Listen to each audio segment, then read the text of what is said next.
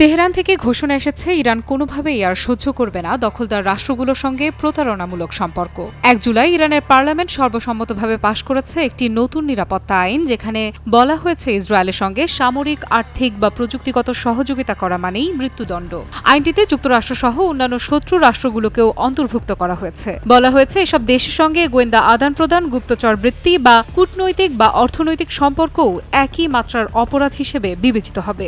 এই অপরাধকে চিহ্নিত করা হয়েছে ফাসাদ ফিল আর্দ হিসেবে, যার সর্বোচ্চ শাস্তি ফাঁসি।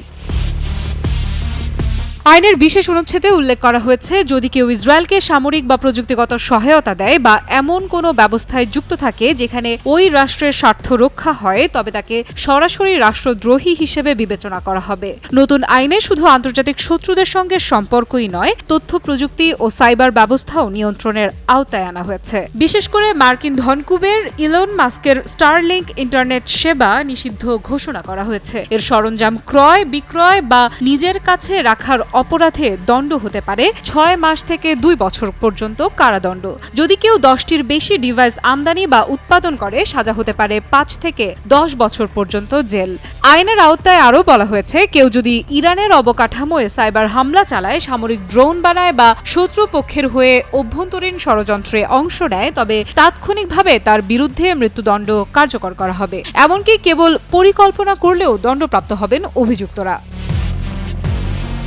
তথ্যযুদ্ধ বা মনস্তাত্ত্বিক যুদ্ধকেও এবার আইনের আওতায় আনা হয়েছে। যদি কেউ বিদেশি সংবাদ মাধ্যমে এমন ছবি, ভিডিও বা সংবাদ পাঠায় যা ইরানি জনমনে আতঙ্ক, বিভ্রান্তি বা মনোবল হানি ঘটায়, তাহলে তার বিরুদ্ধে ২ থেকে ৫ বছরের কারাদণ্ড প্রযোজ্য হবে। যারা ঘৃণা, বিভক্তি বা ভীতির বার্তা ছড়াবে অনলাইনে, তাদের জন্য শাস্তি হতে পারে ১০ থেকে ১৫ বছরের কারাদণ্ড।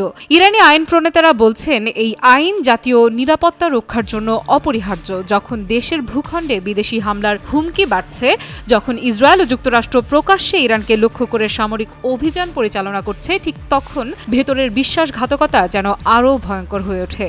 এই আইন সেসব গোপন রুট বন্ধ করতে চায় ভেতরের ষড়যন্ত্রকারীদের আগেই আইনের মাধ্যমে চিহ্নিত করতে। এটি শুধু একটি আইন নয়, একটি বার্তা। যারা দেশদ্রোহে যুক্ত, যারা শত্রুপক্ষে দাঁড়িয়ে জাতীয় স্বার্থকে বিপন্ন করে, তাদের জন্য আর কোনো করুণা নেই। আফরিদা ইফরাত, নিউজ 24।